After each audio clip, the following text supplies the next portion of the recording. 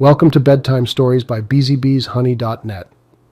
I hope you are settled in for the night and are ready to go on a journey of deep and relaxing sleep. To help you get there, we recommend you take a teaspoon of the Beezy Beez CBD-infused honey and listen to tonight's story. If all goes right, you will not be able to hear how this story ends because you'll be in a deep sleep by then. Let's begin. Firstly, make sure that you are lying comfortably in a position where you can easily fall asleep. It's time to leave the day behind. Let go of whatever has happened today and let go of what will happen tomorrow. That will take care of itself. And to bring you into this moment even further, let's do a little breathing exercise together before the story. So I'd like you to breathe in on my instruction for a count of 4. Hold the breath for a count of 4 and let go for a count of 4. We'll do this 4 times. So breathe in. 2, 3, 4. Hold. 2, 3, 4, and let go. 2, 3, 4. Again. Breathe in. 2, 3, 4. Hold. 2, 3, 4, and let go. 2, 3, 4. Once again. Breathe in. 2, 3, 4. Hold. 2, 3, 4, and let go.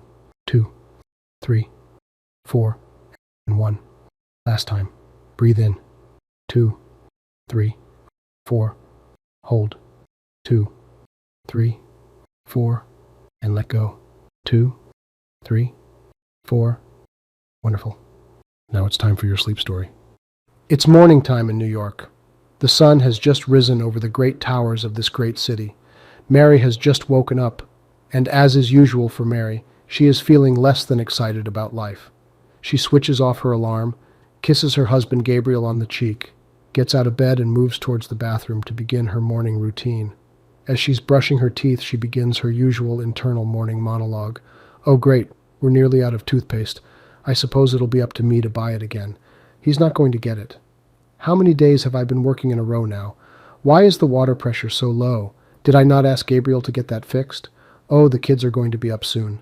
Why are they so noisy at the moment, always running around the place, making a mess? This monologue continues through breakfast, getting dressed, in between conversations with Gabriel and the kids, and is still continuing when Mary arrives in her local coffee shop to get her regular morning coffee. Oh great, another massive queue filled with obnoxious people waiting for their, what is it about coffee? Why does the whole world all of a sudden drink coffee? I was drinking coffee before any of these people. Good morning, ma'am. What can I get you? Mary's thought monologue is interrupted by the barista. Oh hey, I'll have a large latte with cinnamon on top, single shot and with oat milk. Mary eventually gets her coffee, walks out of the coffee shop, and onto the bustling New York streets. As she drinks her coffee, her internal monologue resumes. I am sure there's 2 shots of coffee in this. Why don't these people listen? Why can't they do their job right? I am so tired of this city. After some walking, Mary arrives in work where she is a photographer for a major magazine. Oh great, I'm photographing that actor again. He is so filled with ego and so all about himself. I can't stand those type of people. Anyway, someone's got to do it.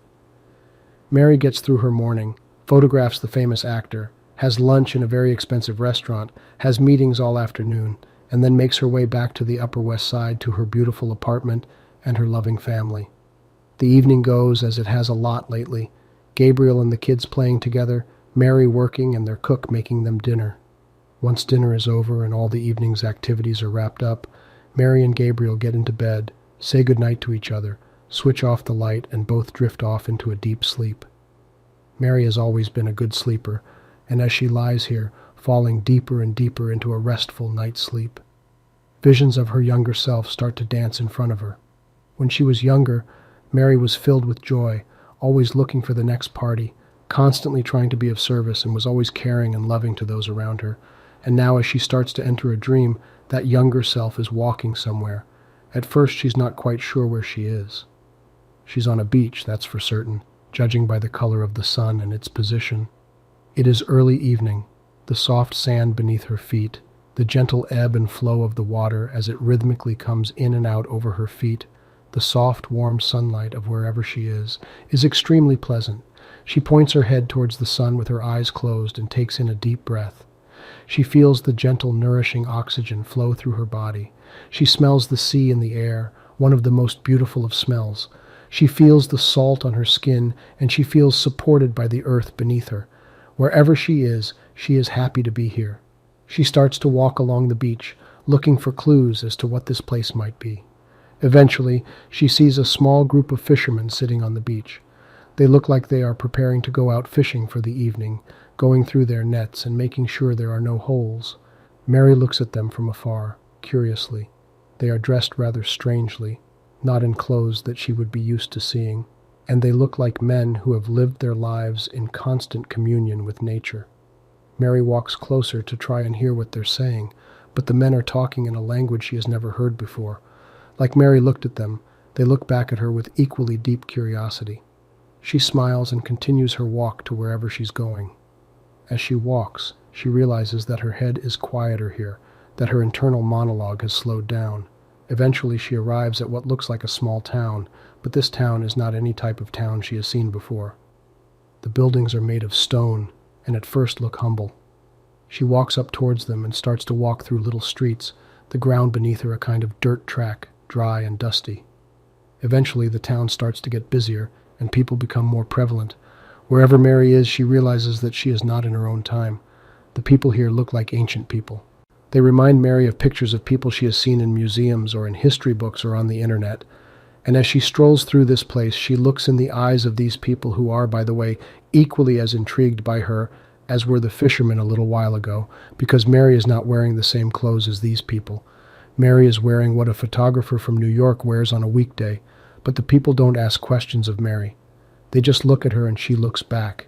Now that she has realized that she is indeed in an ancient place, she becomes fascinated by the faces that she witnesses. These are people that in her time are long dead, but what most amazes Mary is that the faces of these people would not look in any way out of place in downtown Manhattan or on the front of the magazine that she works for. Mary has always thought about this, that people in history all looked like us. And when she walks around New York City, she will sometimes imagine a person in ancient clothing. Now, she is here on an ancient place.